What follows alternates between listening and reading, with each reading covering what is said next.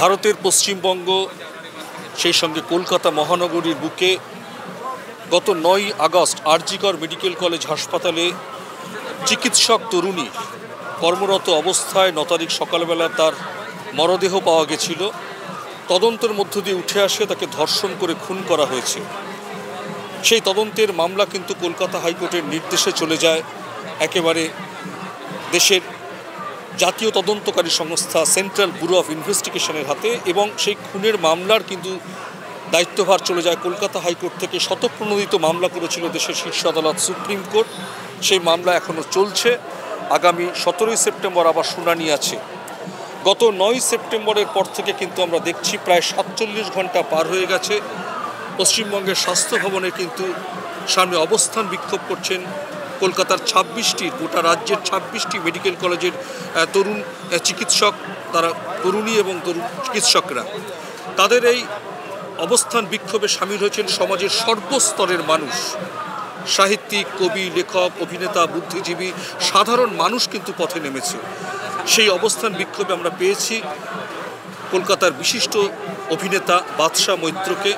তার কাছ থেকে জানতে চাইব কোন ব্যথা থেকে এখানে ছুটে এসেছিলেন। দেখুন, যে ঘটনা ঘটেছে সেই ঘটনা ঘটার পর আমি কেন, রাজ্যের কোনো মানুষই ঘরে বসে থাকতে পারিনি, এবং সব থেকে বেশি আমরা আহত হয়েছি, রেগে গেছি, সেটা হচ্ছে সরকারি হাসপাতালের মধ্যে কর্তব্যরত চিকিৎসক ওইভাবে brutally raped and murdered.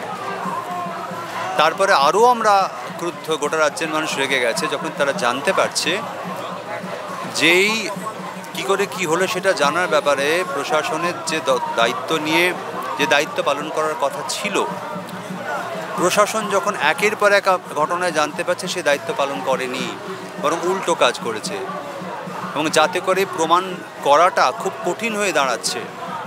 Place of occurrence change হয়ে গেছে, মানে যে জায়গাটা অকারেন্স ঘটনা ঘটেছে বলে ধারণা করা হচ্ছে তার পাশের বাথরুম, টাইলস সব চেঞ্জ হয়ে গেছে। এফআইআর হয়েছে অনেক পরে। আনন্যাচারাল ডেথ, যেখানে জানা যাচ্ছে she was murdered and raped, তারপরেও লেখা হচ্ছে আনন্যাচারাল ডেথ। এত দ্রুত পোস্টমর্টেম করে তাকে তার দেহ দাহ করে দেওয়া হলো, যেখানে সন্ধ্যের পর পোস্টমর্টেম নর্মালি হয় না, খুব অ্যাবনর্মাল সিচুয়েশন ছাড়া এবং বিশেষ অনুমতি ছাড়া সেটাও হয়ে গেল। এতগুলো কেনর উত্তর গভর্নমেন্টের কাছে নেই, প্রশাসনের কাছে নেই। তাই আজকে মানুষ ঠিক করেছে যে এই ন্যায় বিচার তারা আদায় করে ছাড়বে, এবং পথে নামতে গিয়ে তারা বুঝতে পারছে স্বাস্থ্য ব্যবস্থার ভেতরের অবস্থাটা কী রকম হয়ে গিয়েছিল। এই জুনিয়র ডাক্তারদের আন্দোলনের জন্য আমরা সেটা জানতে পারছি, এবং তাতে সাধারণ মানুষ এটা বুঝতে পারছে আগামী দিনের একটা বড় অংশ চিকিৎসকরা, সিনিয়র ডাক্তারদের কথায় তারা মানুষের অঙ্গ প্রত্যঙ্গ ভালো করে চেনে না। তাই মানুষ আশঙ্কিত। সেই রাগ থেকে, যন্ত্রণা থেকে, ব্যথা থেকে আজকে মানুষ পথে নেমেছে, যে যেখানে পাচ্ছে তার মতো করে প্রতিবাদ, প্রতিরোধ সে গড়ে তুলছে। কোথাও কি মনে হচ্ছে যে সরকার থেকে কোনোভাবে ঢাকার চেষ্টা করছে? মানে সরকার, প্রশাসন যে দায়িত্বগুলো পালন করলে খুনিকে চিহ্নিত করা এবং তাদের সঙ্গে আর যারা জড়িত তাদের চিহ্নিত করা সহজ হতো, প্রথম দিকেই সে কাজগুলো প্রশাসন করেনি বলেই সুপ্রিম কোর্ট পরিষ্কার করে জানিয়েছে যে এইরকম তদন্ত সুপ্রিম কোর্টের মাননীয় বিচারপতি তিনি তার 30 বছরের পেশাদার জীবনে দেখেননি। এই কথাটাই যথেষ্ট যে সেই সময় সরকার বা প্রশাসনের ভূমিকা ঠিক কী ছিল। কলকাতা শহরের একজন অন্যতম নাগরিক হিসেবে এর প্রতিবাদে আর কি বলবেন? এর প্রতিবাদে বলবো যে এটা আজকে শুধু ডাক্তারদের দাবি দেওয়ার আন্দোলন নয়, এটা সামাজিক আন্দোলন, গণ আন্দোলন, একেবারে কোনো রকম দল, রাজনীতি, পতাকা ছাড়া আন্দোলন, বাচ্চা বাচ্চা ছেলেদের আন্দোলন। তাই যে যেখানে যেমন করে পারছেন ওদের পাশে এসে দাঁড়ান। আমাদের সবার সুস্থভাবে বাঁচার স্বার্থে এই ছেলেগুলোর পাশে থাকা ভীষণ ভীষণ জরুরি।